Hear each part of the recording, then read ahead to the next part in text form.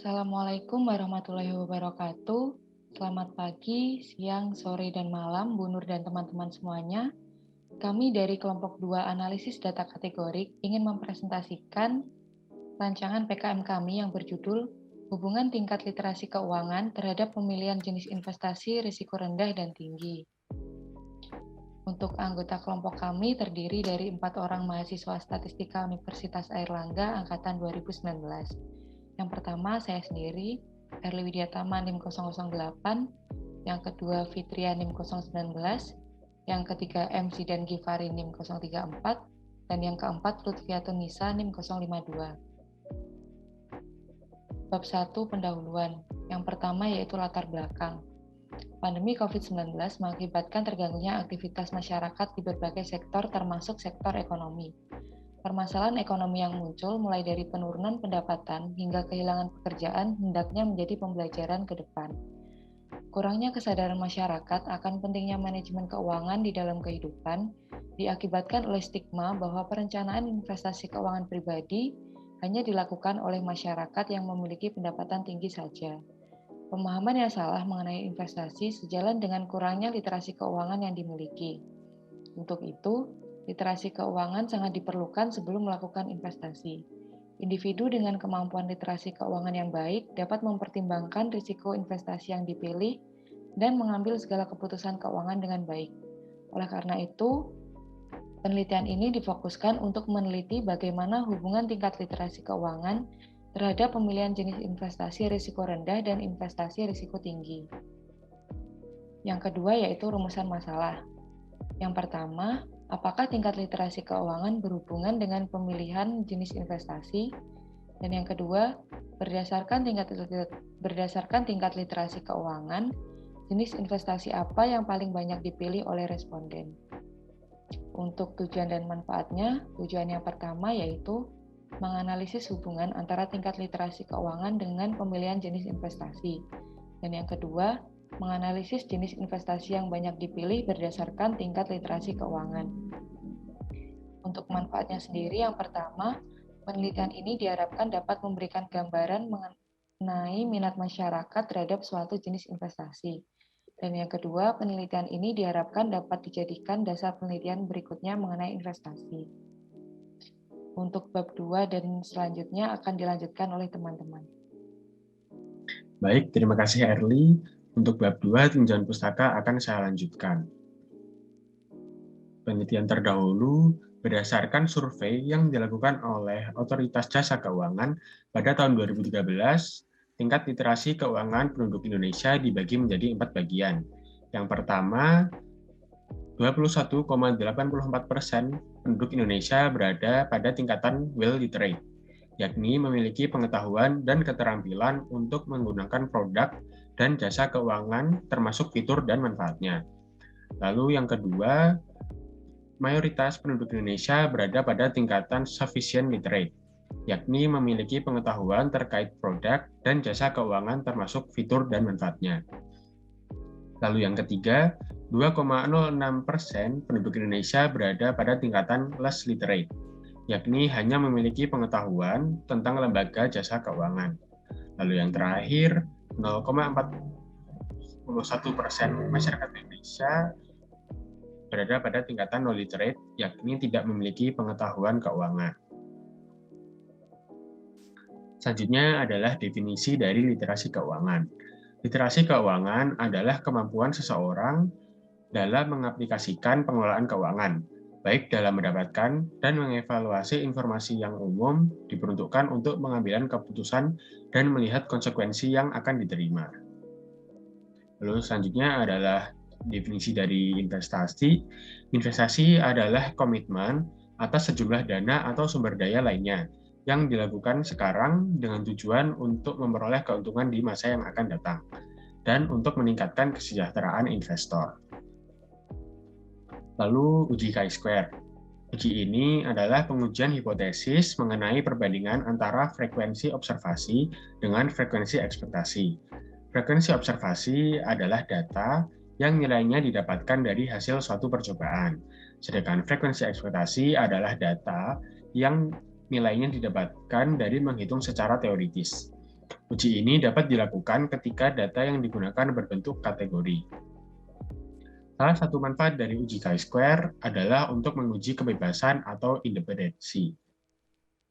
Uji kebebasan adalah metode yang digunakan untuk mencari tahu apakah terdapat hubungan antar variabel yang akan diuji. Selanjutnya, tabel kontingensi. Bentuknya seperti ini, di mana OIJ adalah nilai frekuensi observasi pada baris ke-I dan kolom ke-J. Dan EIJ adalah nilai frekuensi ekspektasi pada baris ke-I dan kolom ke-J. Dengan rumus EIJ sebagai berikut. Selanjutnya, hipotesis uji. Di sini H0 tidak terdapat hubungan antara variabel A dengan variabel B, dan H1 terdapat hubungan antara variabel A dengan variabel B, di mana statistik ujinya yakni chi-square sama dengan sigma B I sama dengan 1 dikali sigma K J sama dengan 1 dikali OIJ min EIJ dikuadratkan dibagi EIJ, di mana daerah kritisnya adalah nilai chi-square hitung lebih besar daripada nilai chi-square tabel. Kriteria pengujiannya yakni adalah menolak H0 apabila nilai chi-square hitung lebih besar daripada nilai chi-square tabel. Untuk bab selanjutnya akan dijelaskan oleh teman saya Lutfiatun. Lalu selanjutnya akan dijelaskan mengenai bab 3 yaitu metode penelitian. Jenis penelitian kami adalah penelitian kuantitatif dengan metode survei untuk mendapatkan data yang akan diteliti. Waktu dan tempat penelitian. Pengambilan informasi melalui kuesioner yang tersebar secara online. Pengambilan informasi melalui kuesioner dilaksanakan selama 2 minggu dengan analisis data dan penulisan laporan penelitian dilakukan di kota Surabaya. Data penelitian. Sumber data yang digunakan pada penelitian ini merupakan data primer yang diperoleh melalui pengumpulan data dengan metode survei secara online. Pemilihan sampel didasarkan pada teknik purposive random sampling.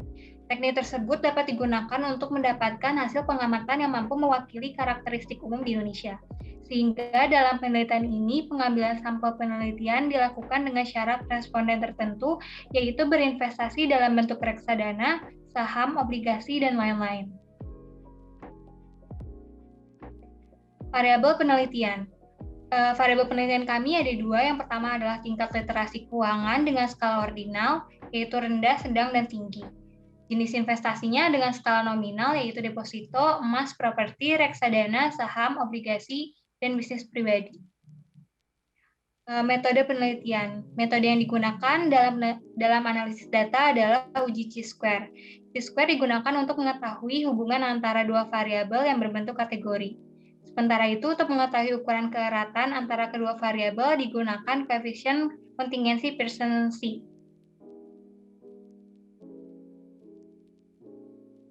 Langkah-langkah penelitian. Yang pertama adalah melakukan interpretasi statistika deskriptif terhadap data yang diperoleh.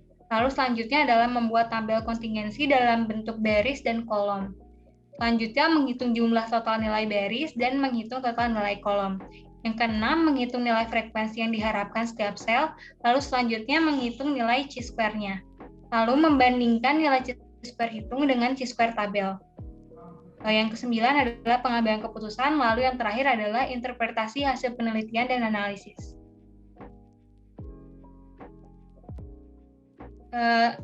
Pada tabel tersebut adalah tabel kontingensi kami, yaitu dengan jenis investasinya deposito, emas, properti, reksadana, obligasi, saham, dan bisnis pribadi. Tingkat literasi keuangannya dibagi rendah dengan nilai skor kurang dari 60, sedang skor 61-80, dan tinggi skor lebih dari 81. Selanjutnya yaitu bab 4 yang merupakan pembahasan.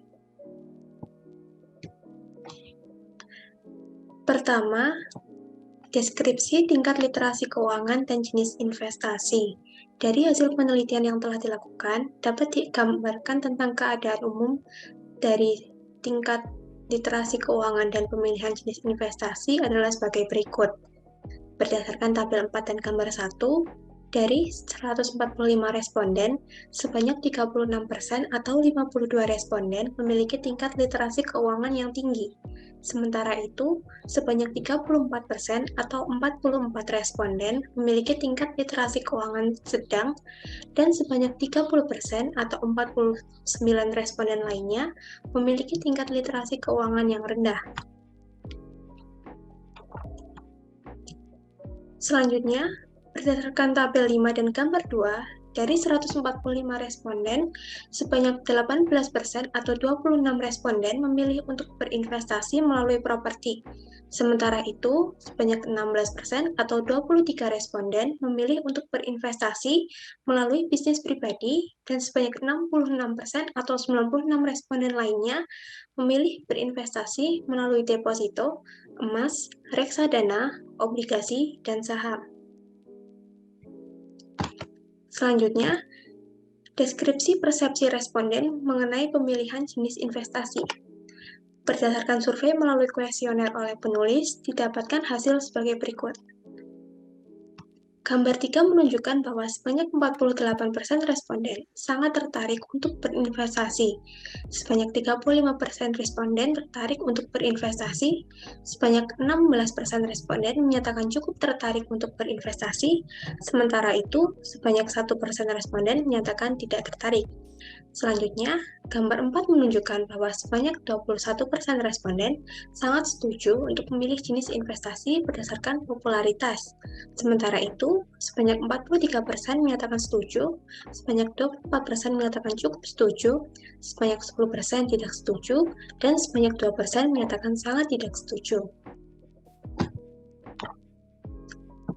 Selanjutnya, gambar 5 menunjukkan bahwa sebanyak 30% responden sangat setuju untuk mempelajari jenis investasi sebelum memilihnya. Sementara itu, sebanyak 41% menyatakan setuju, 23% menyatakan cukup setuju, 5% tidak setuju, dan sebanyak 1% menyatakan sangat tidak setuju.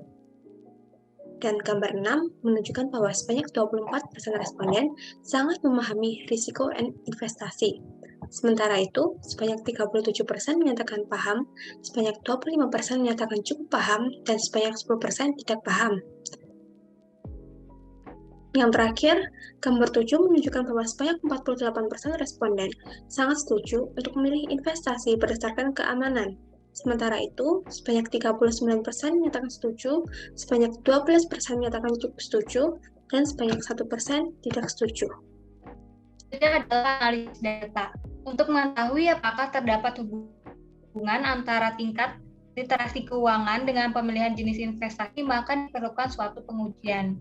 Perlu suatu metode yang digunakan untuk mencari tahu apakah terdapat hubungan antara variabel hasil observasi dari suatu sampel dengan variabel lainnya, yaitu dengan uji kebebasan. Salah satu manfaat dari uji chi-square adalah untuk mengetahui kebebasan atau independensi. Pada penelitian ini digunakan uji chi-square untuk mengetahui hubungan antara tingkat literasi keuangan dengan pemilihan jenis investasi dengan kategori jenis investasi adalah deposito, emas, properti, reksadana, obligasi, bisnis pribadi, dan saham. Pengukuran tingkat literasi diukur berdasarkan skor dari pertanyaan mengenai basic financial concept, saving and credit, asuransi, dan investasi yang ditanyakan kepada responden melalui kuesioner. Kemudian skor tersebut diklasifikasikan menjadi rendah dengan skor kurang dari 60, sedang skor 61-80, dan tinggi skor lebih dari 81.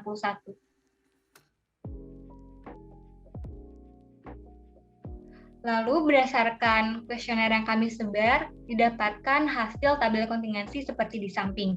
Sehingga didapatkan hipotesisnya yaitu H0 tidak terdapat hubungan antara tingkat literasi keuangan terhadap pemilihan jenis investasi, H1 terdapat hubungan antara tingkat literasi keuangan terhadap pemilihan jenis investasi.